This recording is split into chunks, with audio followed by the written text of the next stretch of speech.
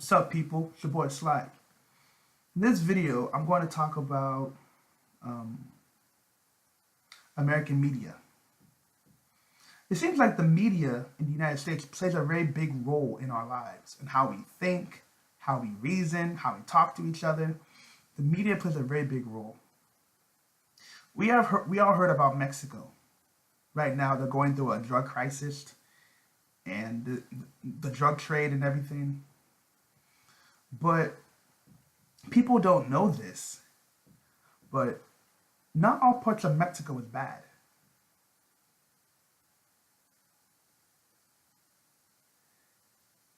It seems like the media plays a big role in the way we think in terms of like other countries. Like Mexico is a nice country. Mexico is a nice country, but it got caught up with the cartels and the drugs and all that other stuff. And I can tell you from what I've seen, right? Most of the border towns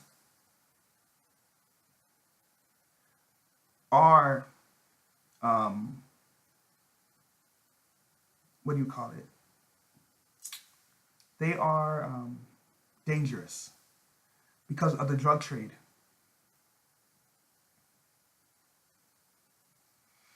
The Most of these border towns have drug trade, and they have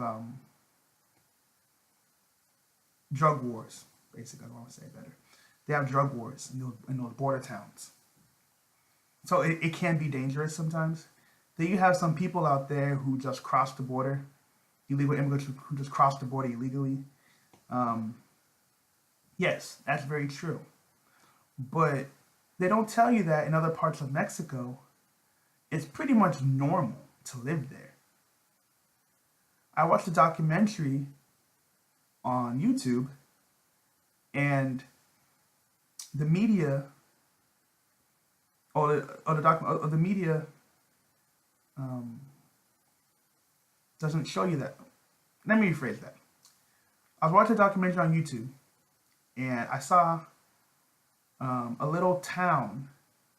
It's somewhere like in central Mexico where it showed a lot of immigrants, expats from the United States, from Canada, and the United Kingdom, and they were all living there. One lady even, one of them has a home bakery in that country, in that town. And the lady was talking about how things were totally better for her. She said that the way she looked was like, oh my gosh, that she was so happy.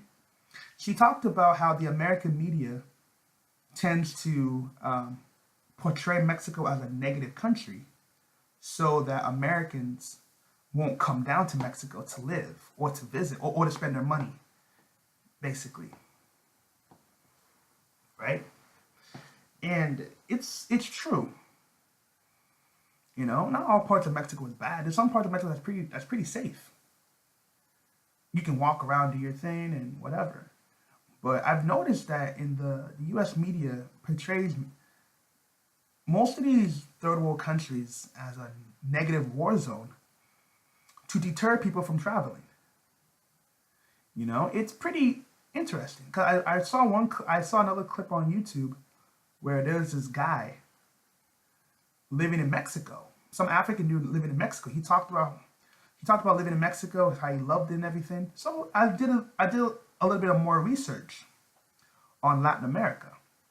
I've been watching these little documentaries, and or not documentaries, but these like news clips or interview clips.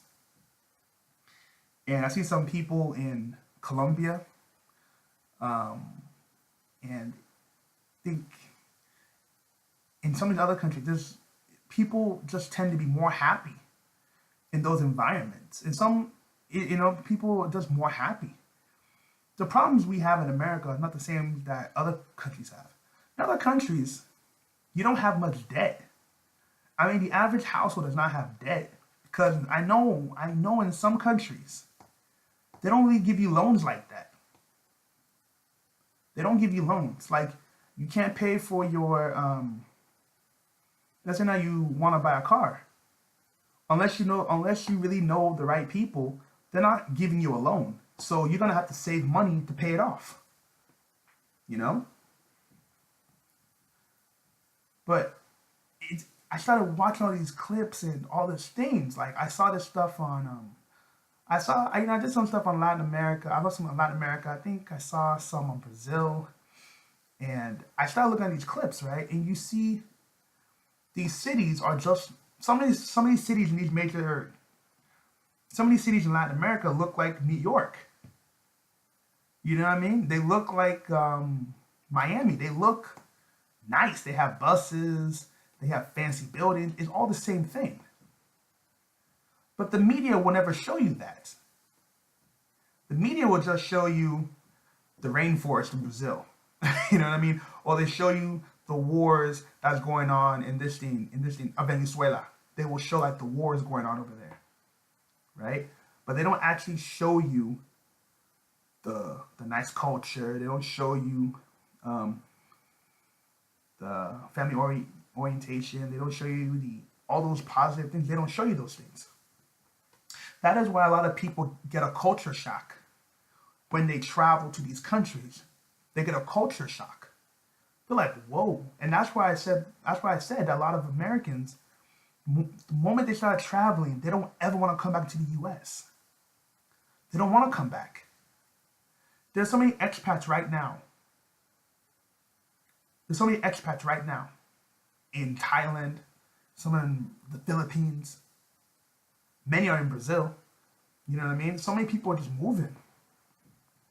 And believe it or not, like people don't know this. Like to renounce your U.S. citizenship, before it's only $450. I think after like 2 years ago they charged it to $2,500. But guess what? People are still paying the application to renounce your citizenship. They're still renouncing it in higher numbers. Right now, to renounce it is $2,500. But some Americans are saying, fuck it. And they are renouncing it. That's crazy. Because renouncing your citizenship is something that people thought about. They didn't just wake up and say, you know what, I'm going to renounce it. No, they thought about it for a reason. Because if you are an American and you live abroad, you have to file this thing called FATCA.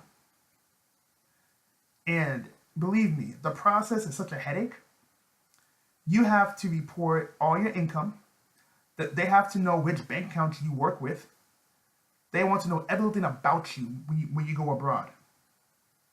And if you don't file your yearly taxes, even though you're in another country, they give you penalties. They give you heavy penalties. Like I don't know how much it is exactly, but they penalize you pretty hard. And the application process is such a headache.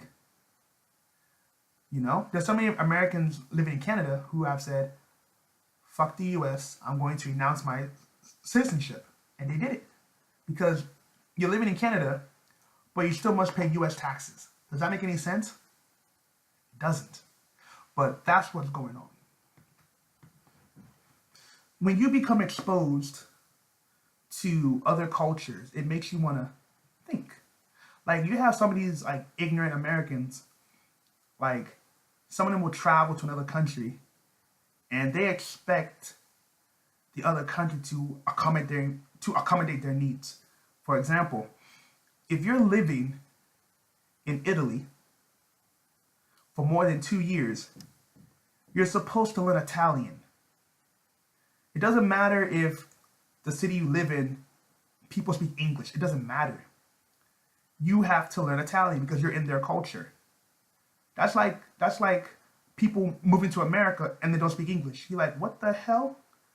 You know what I mean? But people don't, a lot of Americans don't understand that. And that's why a lot of immigrants get pissed off. Sorry, not immigrants. That's why a lot of other countries they hate Americans. You know? You move to, for example, you move to Brazil. Because some parts of Brazil speaks English, you won't learn Portuguese. And they're getting like, whoa, this is our culture now. You have to learn the language. You know? But because you have some translators or you have some people who are actually bilingual, Americans say, I don't have to learn Portuguese. They do that stuff also in these other countries, you know, and that's how some people end up getting robbed. Some people go to like these like a Dominican Republic, or they go to like other these Caribbean countries and they just speak English, and they don't even attempt to learn Spanish, to even learn a little bit of nothing. They just say, "Well, I'm American." That's how people end up getting robbed. They get like people don't sell them the right prices in the marketplaces and shit because you've been in that country for more than 2 years and you refuse to learn the language. Good luck with that. You know what I mean? So my whole point is this, right? A lot of Americans, when they start traveling, they don't ever stop. Some people don't ever stop. They wake up and their eyes open like a whole other world out there. Because we living in America, the average American is not social. The average American you talk to is like it's kind of like a zombie. They walk from point A to point B. They barely make any eye contact. And if you do talk to them, they want to end the conversation as soon as possible and keep it pushing. So you don't really feel happy out here, you know? Anyhow, let me know what you think.